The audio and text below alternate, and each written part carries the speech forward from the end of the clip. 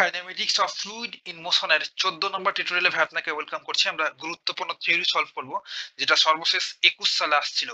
Establish the equation of continuity in the form d upon dt লন p plus nabla dot Q vector equals to 0।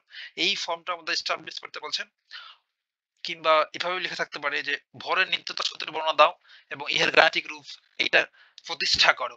আর এই continuity equation প্রতিষ্ঠা করার আমরা দুইটা way আছে। First ওয়ানটা হচ্ছে আমাদের এই ওয়েলার্স মেথড এবং সেকেন্ড ওয়ানটা হচ্ছে ল্যাগ্রাঞ্জিয়ান মেথড।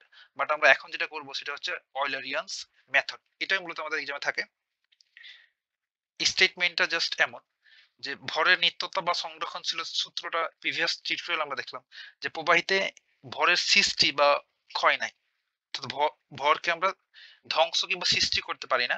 ভরের নিত্যতা বা সংরক্ষণশীল সূত্রের এই ম্যাথমেটিক্যাল প্রকাশটাকেই আমরা বলি অবিচ্ছিন্নতার সমীকরণ বা কন্টিনিউটি ইকুয়েশন। প্রিভিয়াস টিউটোরিয়াল তো ভাই দেখে আসা লাগবে। মনে করি একটা চলমান প্রবাহ, আমরা এখন একটা ধরেন এখানে একটা প্রবাহ বা ফ্লুইড ফ্লো হচ্ছে, এটা চিন্তা করি। ধরেন পানি প্রবাহিত হচ্ছে, ফ্লুইড ফ্লো হচ্ছে।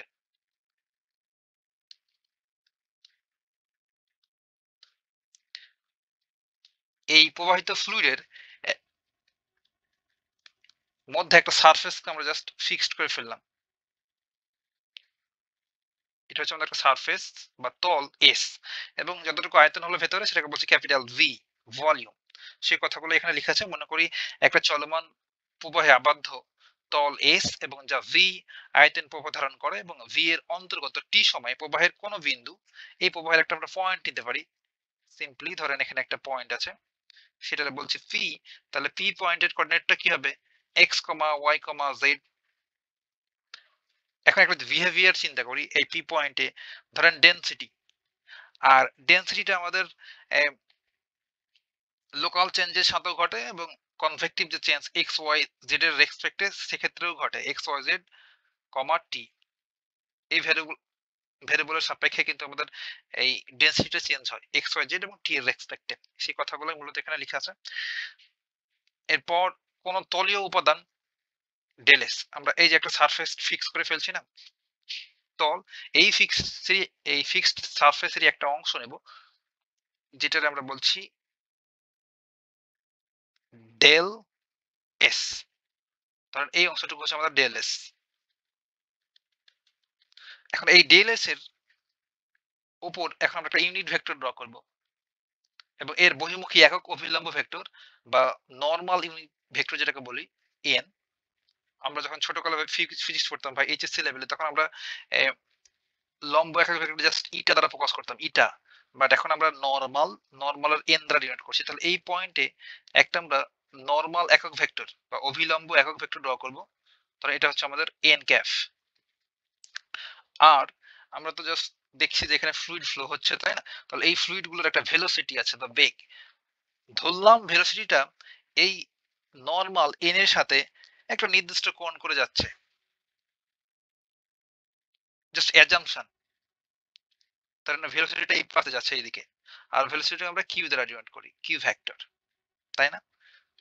তারপর দেখি, এখন বলছে যদি ডেল এস উপাদানের প্রবাহের বেগ বা ভেলোসিটিটা কিউ হয়, তবে ভি হতে বাইরের দিকে পরিমাপিত কিউ এর অভিলম্ব অংশ হবে এন ডট কিউ ভেক্টর।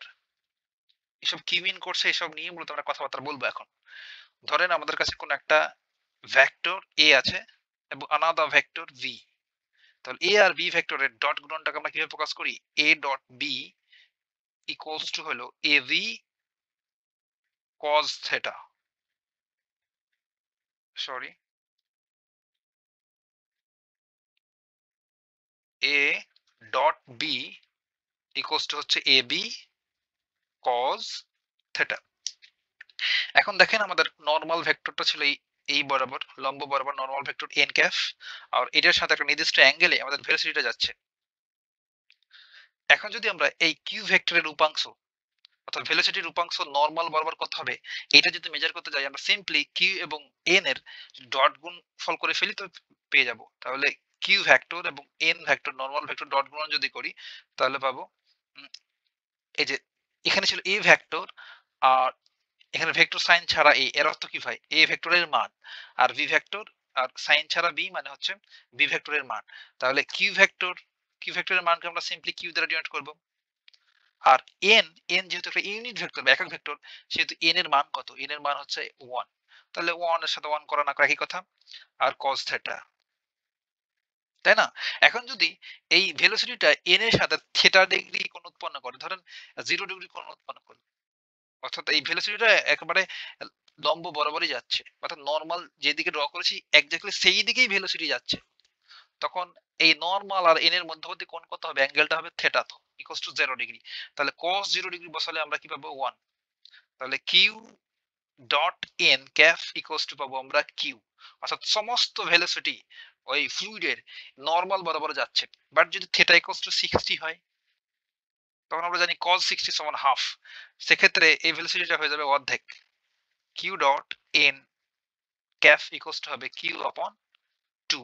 তাহলে আমরা বুঝতে পারলাম ভাই যে এই এন, সরি এখানে Q vector dot N cap, এটা দ্বারা মূলত আমাদের ভেলোসিটি বোঝাচ্ছে। আর একটু যদি নেস্টেড করে লিখি, তাহলে velocity in the normal direction,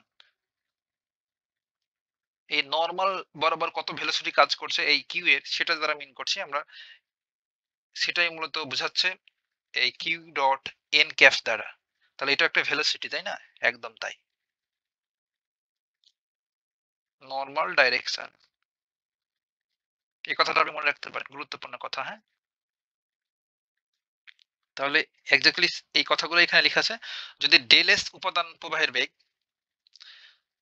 velocity Q হয়, তবে ভি হতে বাইরের দিকে পরিমাপকৃত কিউ এর অভিলম্ব অংশটা হবে এন ডট কিউ, এটা কিন্তু ভেলোসিটি। এখন বলেন তো, আমরা বলছিলাম যে একটা পাইপের ভিতর দিয়ে যদি এই পাশ দিয়ে যতটুকু পানি প্রবেশ করে, ঠিক এই পাশ দিয়ে বের হয়ে যায়। এখানে লেখা আছে যে বাইরের দিকে পরিমাপকৃত অভিলম্ব অংশ যদি এত হয়, তাহলে অন্তর্মুখী ভেতরের দিকে অভিলম্ব ভেক্টরটা কত হবে? মাইনাস এন ডট কিউ না? একটা পজিটিভ হলে নেগেটিভ হবে। ধরেন ভেতরে ঢুকছে, এটাতে যদি বলি যে 10 কেজি পানি ঢুকছে এই পাশ দিয়ে, তাহলে বের হয়ে যাচ্ছে, এটা কি বলবো? Minus 10 KG. দেন যদি এটা সাম করি তো 0 পাবো, অর্থাৎ চেঞ্জ হচ্ছে না ভেলোসিটি, সরি মাস কনজারভেশন লটা স্যাটিসফাই করছে, তাই না? তাহলে এই দুটো মূলত আমাদের ভেলোসিটি মিন করছে, এটা বুঝলেই হলো।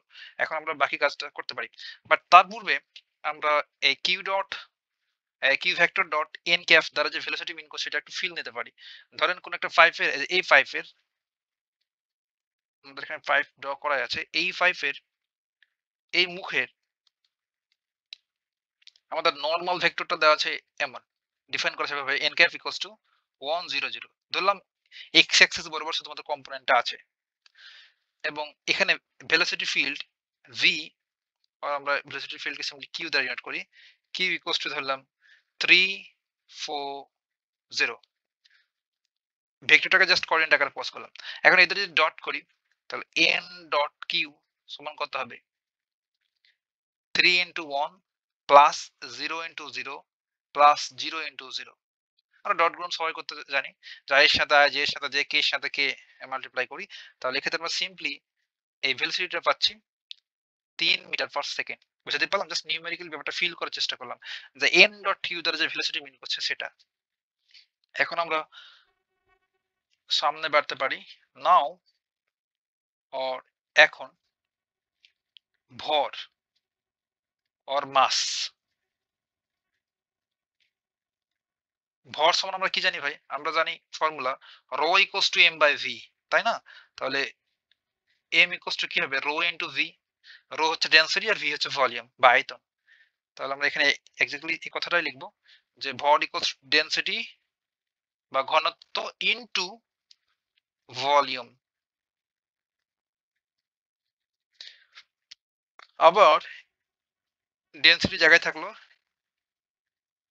আর ভলিউমকে আমরা লিখতে পারি লেন্থ ইনটু এরিয়া। এখন যদি আমরা একক সময়ে ভরটাকে মেজার করি, বা 1 সেকেন্ডে ভর যেটাকে বলি, একক সময়ে ভর অর মাস, সিম্পলি আমরা এটাকে টি দ্বারা ডিভাইড করে ফেলবো। তাহলে density into length into area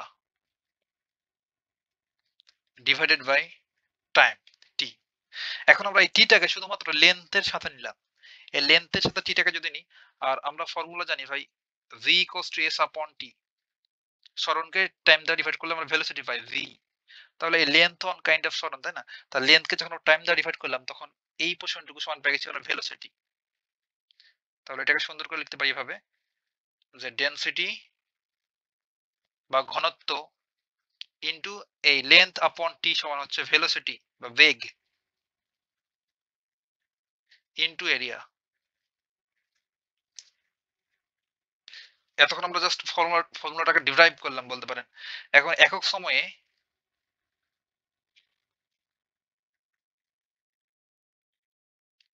আমাদের যে ক্ষুদ্র একটা অংশ নিয়েছিলাম, এস সারফেসের ক্ষুদ্র একটা অংশ আমরা চুজ করেছিলাম, সেটা বলছিলাম ডেল এস। ডেল এস এর মধ্য দিয়ে ডেল এস দিয়ে অতিক্রম হওয়া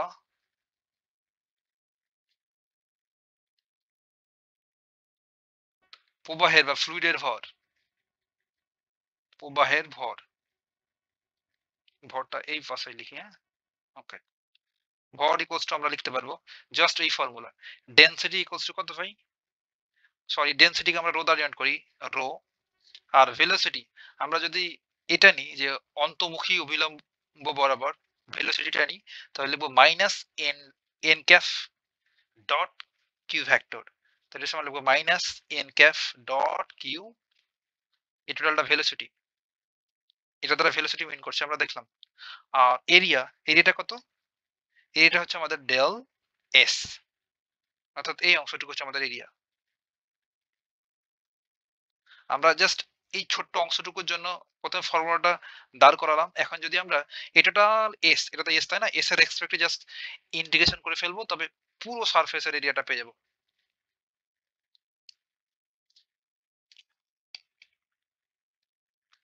এখন আমরা মোট আবদ্ধ তল এস এর জন্য ভর বের করব।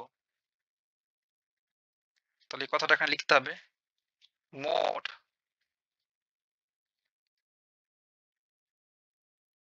আবদ্ধ তলে প্রবাহের সম্পূর্ণ ভর।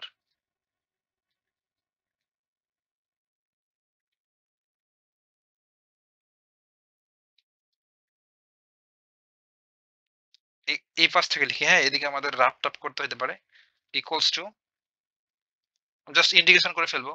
এই মাইনাসটা আছে না, মাইনাসটাকে সর্ববামে বের করে ফেললাম, মাইনাস ইন্টিগ্রেশন এস, পুরো সারফেসটাকে ইন্টিগ্রেশন করে ফেলছি। এবার একটু দেখাই যে এই টোটাল এই অংশটুকু জাস্ট আমি ইন্টিগ্রেশন করে ফেলছি, এইদিকে যত যা আছে, হ্যাঁ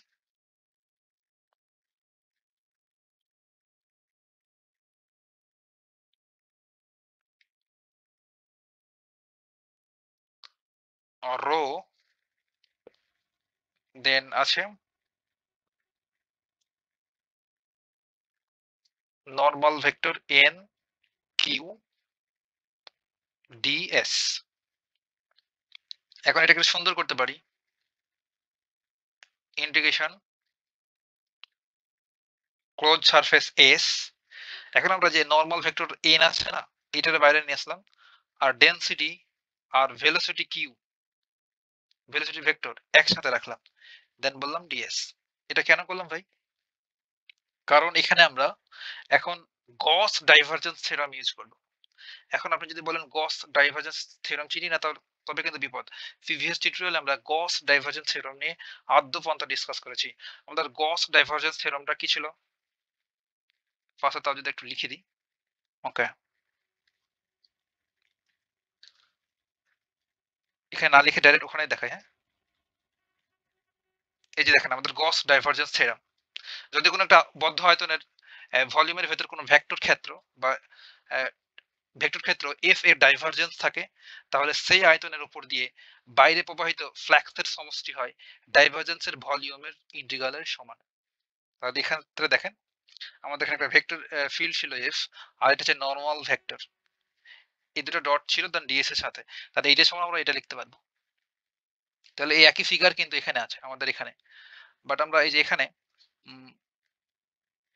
এফ ইকুয়ালস টু ধরছি, এই পাশে একটু লিখে রাখলে আপনার ব্যাপারটা বুঝতে সুবিধা হবে। হ্যাঁ, এখানে আমরা ফর্মুলাটা লিখেই ফেলি যে আমাদের velocity, sorry, vector field F এর সাথে নরমাল ভেক্টর ডিএস, এটা সমান আমরা লিখতে পারি পুরো ভলিউমের integration then nabla dot vector field f dv. এটা হচ্ছে আমাদের গস ডাইভারজেন্স থিওরাম,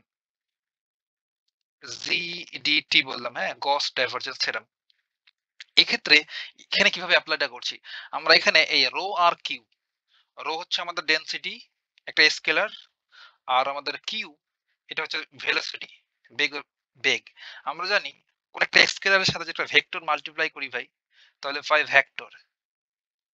তাহলে এই রো ইনটু কিউ ভেক্টর, এটা আমাদের এই এফ এর মতো কাজ করছে, ভেক্টর ফিল্ড এফ এর মতো কাজ করছে।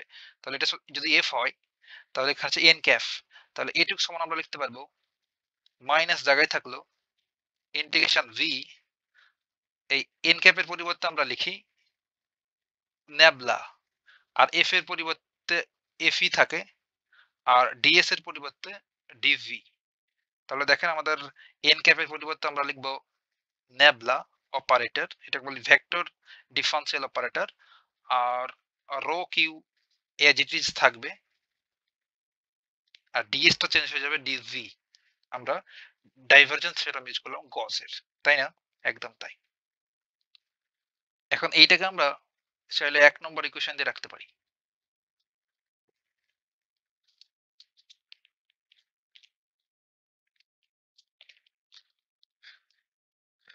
এখন আমরা আবার টি সময়ে আবদ্ধ তল এস এর ভি আয়তনের প্রবাহের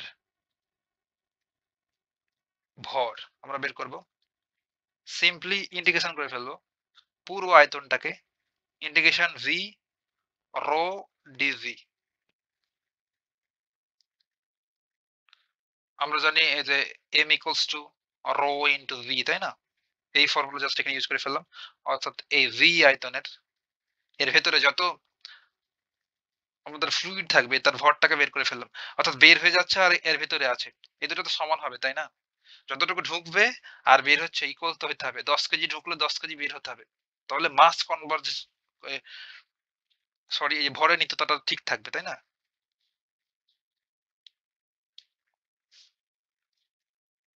তাহলে আমরা জাস্ট ভরটাকে বের করে ফেললাম। এখন যদি ভর বৃদ্ধির হার বের করি, তো টাইমের এক্সপেক্টেড পার সেকেন্ডে কত বৃদ্ধি হচ্ছে, ভর বৃদ্ধির হার বা একক সময়ে বৃদ্ধি,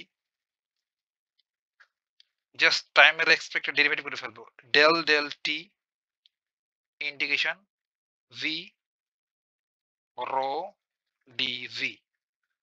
আর এই পরের লাইনটা এখানে লিখতে পারি চাইলে, এটা ইকুয়ালস টু, আর আমরা জানি ভাই কোন আয়তনের মধ্যে ভরের পরিবর্তনটাকে পরিবর্তন মূলত ঘনত্বের পরিবর্তন দ্বারা বোঝাই। তাহলে এই ডিডিটিটা আমরা জাস্ট এখানে দিয়ে দিলাম ডেল রো আপন ডেল টি, অর্থাৎ ঘনত্বের পরিবর্তন বা ডেনসিটির পরিবর্তনটাই মূলত ভরের পরিবর্তনটাকে মিন করে, ইনটু ডিভি। বুঝতে পারলাম? এটাকে দিলাম আমরা 2 নম্বর ইকুয়েশন।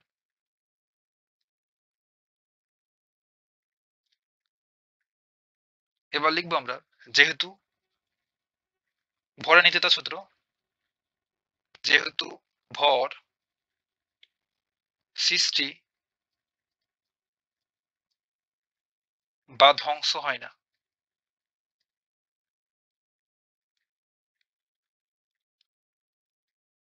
তাই আমরা এই যে 1 নম্বর ইকুয়েশন, এই 1 নম্বর ইকুয়েশন যেটা হচ্ছে যে আমাদের,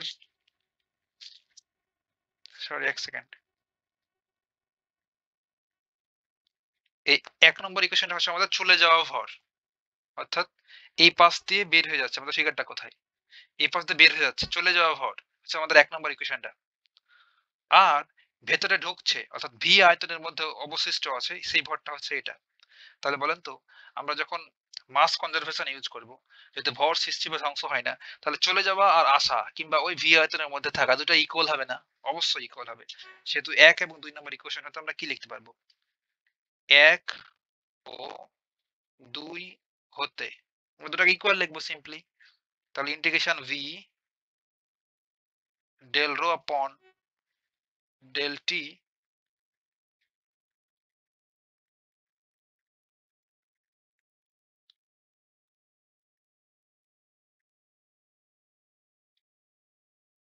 del v equals to just 1 number ইকুয়েশনটা minus integration v nabla rho q vector into dv, দুটো ইকুয়াল হবে। হ্যাঁ, যেহেতু আসা আর যাওয়া সমান, এটা ইমপ্লাই করছে আমি জাস্ট এই অংশটুকু বাম পাশে নিয়ে আসবো, একবারই করে ফেলছি। এই বাম পাশে নিয়ে আসলে প্লাস হবে, একবারই না করে আবার তালগোল পাকাবে। Del rho upon del t del v plus nabla rho into q DV.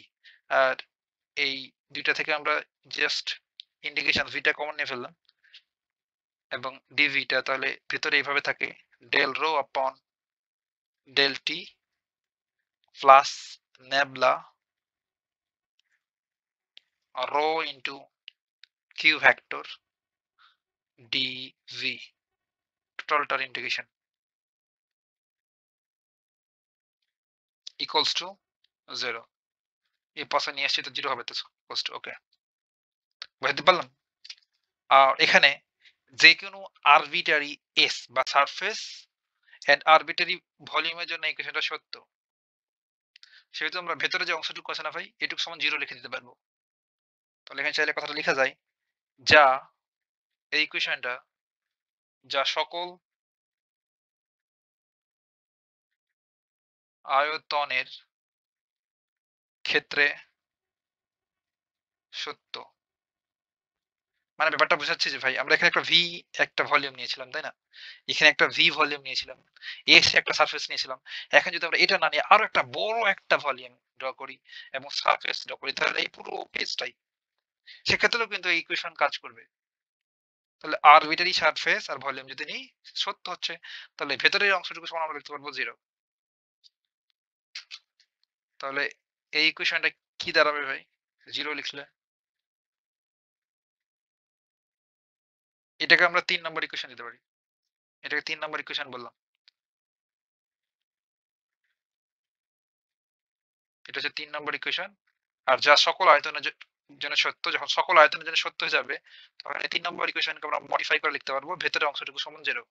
তাহলে del rho upon del T plus nabla dot rho into Q vector equals to 0।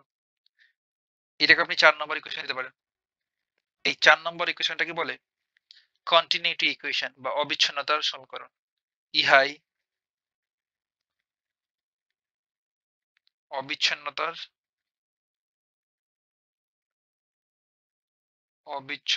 Equation বা সমীকরণ। বুঝতে পারলাম? একে ওয়েলারের অবিচ্ছিন্নতার সমীকরণ বলা হয়ে থাকে ভাই, কারণ আমরা ওয়েলারের মেথড অ্যাপ্লাই করছি। বাট এখনো কিন্তু আমাদের রেজাল্টটা আসে নাই। আমাদের কি বের করতে বলছে দেখেন। আমাদের বলছে এই ফর্মে নিয়ে আসো। তাহলে এই ফর্মে নিয়ে আসার জন্য আর কয়েক লাইন ক্যালকুলেশন করা লাগবে। আমাদের মূল কাজটা কিন্তু হয়ে গেছে। বাকি কাজটুকু আমরা নেক্সট পেজে করলেই ভালো হবে, না তো বারবার পেজটা উল্টাতে হবে। হ্যাঁ, ওকে। আমাদের এই পেজে ছিল del rho upon del t, ওটা আবার লিখছি যেন আমাদের ক্যালকুলেশন করতে ইজি হয়, plus nabla vector differential operator এটা রো ইনটু কিউ ভেক্টরটা ইকুয়ালস টু 0, তাই না? এখন আমরা আরেকটা কনসেপ্ট শিখেছিলাম ভাই, যে প্রোডাক্ট রুল অফ ডাইভারজেন্স। আপনি প্রিভিয়াস টিউটোরিয়ালটা দেখলে আশা করি বুঝছেন। তাহলে আমরা এই অংশটুকু সমান কি লিখতে পারবো? Product rule of divergence use করে, তাহলে del rho upon del T জায়গায় থাকলো, প্লাস এই অংশ সমান লিখতে পারবো rho nabla dot Q vector plus Q vector dot nabla or rho equals to 0. কিভাবে লিখলাম? জাস্ট আমরা product rule of divergence use করলাম। পাশে ইকুয়েশনটা লিখেই রাখলে ভালো, তাই না? আমরা ছিল এমন যে নেবলা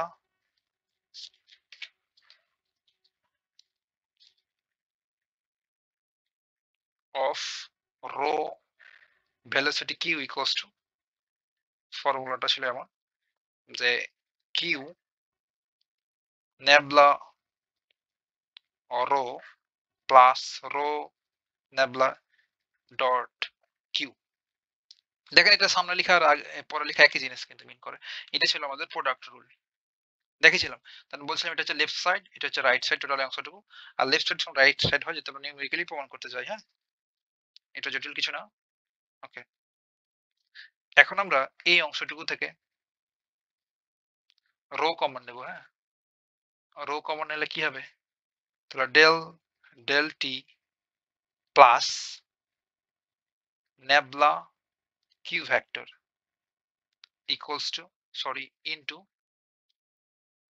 কোথায় যাচ্ছে, into rho plus Q vector dot nabla rho. কিংবা আপনি সামনে নেবলা রো লিখে ডট কিউ লিখতে পারেন, একই জিনিস। আর এখন এইটা দেখে আপনার ম্যাটেরিয়াল ডেরিভেটিভের কথা মনে হওয়ার কথা। আমরা ম্যাটেরিয়াল ডেরিভেটিভ নিয়েও কিন্তু কথাবার্তা বলছিলাম, তাই না? যে এমন ছিল ফাই যদি একটা এক্স স্কয়ার ফাংশন হয়, তাহলে capital d phi upon dt এটা সমান আমরা লিখতে পারি ডেল ফাই আপন ডেল টি প্লাস কিউ নেবলা ফাই। আর এখান থেকে যদি আমরা ডান পাশ থেকে যদি ফাইটা কমন নিই, তো এরকম আকার হয় না, ডেল ডেল টি plus Q vector nabla into phi. দেখেন তো এই অংশ আর এইটা কি একই জিনিস না? এখানে রো আছে, এখানে ফাই আছে, শুধুমাত্র ফাই আর রোতে পরিবর্তন। তাহলে এটা টোটাল এই অংশটুকু সমান লেখা ছিল এই পাশে ডি ফাই আপন ডিটি। তাহলে এই অংশটুকু সমান আমরা লিখতে পারবো D rho upon DT plus rho, রোটা জাস্ট প্রথমে লিখছি, rho nabla dot Q vector, এই পাশে 0 ছিল, ইকুয়ালস টু। ওকে, এবার আমরা বোথ সাইডে নেবলা দ্বারা ডিভাইড করব, সরি, রো দ্বারা ডিভাইড করব। রো দ্বারা ডিভাইড করলে রো রো ক্যান্সেল হয়ে যায় এখান থেকে, তাহলে ডি আপন ডিটি থাকে প্লাস এখানে থাকে নেবলা, সরি, 1 আপন রো ডি রো, ডেরিভেটিভের রো তো আমরা নাই করতে পারবো না, ডিটি প্লাস রো দ্বারা ডিভাইড করলে রো ক্যান্সেল হয়ে যায়, দেন এখানে নেবলা ডট কিউ ভেক্টর পড়ে থাকে ইকুয়ালস টু 0। 0 কে ডিভাইড করলে তো রো দ্বারা 0ই থাকে, তাই না? এখন এই অংশটুকু চাইলে আমরা এইভাবে লিখতে পারবো যে D DT ln rho plus nabla dot Q vector equals to 0। দেখেন আমরা যদি এটা করি ডি ডিটি লন রো, তাহলে এটুকু সমান কি লিখতে পারবো? লন এক্স এর ডেরিভেটিভ কি? লন এক্স এর ডেরিভেটিভ হচ্ছে 1 বাই এক্স। আমরা জানি ডি এক্স লন এক্স, এটা ডেরিভেটিভ হচ্ছে 1 আপন এক্স। আর আমরা রো কে এক্স বলছি, বাট রোটা তো আবার এক্স না, সেহেতু এটার আবার ডেরিভেটিভ করতে হবে। তাহলে লন এক্স এর ডেরিভেটিভ 1 বাই এক্স, অর্থাৎ 1 আপন রো, আর আবার যেটাকে আমরা এক্স বললাম সেটা তো এক্স না, সেটা কি? সেটা রো, সেটা হচ্ছে রো, সেটা রো এর আবার ডেরিভেটিভ ইনটু ডি রো আপন ডি টি। তাহলে এই অংশটুকু আমরা জাস্ট এটুকুর মাধ্যমে লিখতে পারবো, উপরের অংশটুকু। এখান থেকে এখানে আসা যায়, এখান থেকে এখানে যাওয়া যায়। বুঝাতে পারলাম? তাহলে এই অংশ থেকে আমরা ভাই এটুকু লিখলাম। এটাই মূলত আমাদের অ্যা দেখাতে বলছিল বা এই পর্যন্ত আমাদের এস্টাবলিশ করতে বলছিল। আমরা চাইলে এটারে ৫ নম্বর ইকুয়েশন দিয়ে রাখলাম। পরবর্তীতে একটু কাজ করব তাই। আমাদের এই প্রবলেমের কিন্তু সলিউশন হয়ে গেছে, এটার আনসার। দেখেন আমাদের এ এখান পর্যন্ত যাইতে বলছিল মূলত যে এই ফর্মে বা এই আকারে প্রকাশ করো। এই কন্টিনিউটি ইকুয়েশনটাকে আমরা সেটা করে ফেলেছি। এতটুকুই ভাই কথা হবে নেক্সট টিউটোরিয়ালে।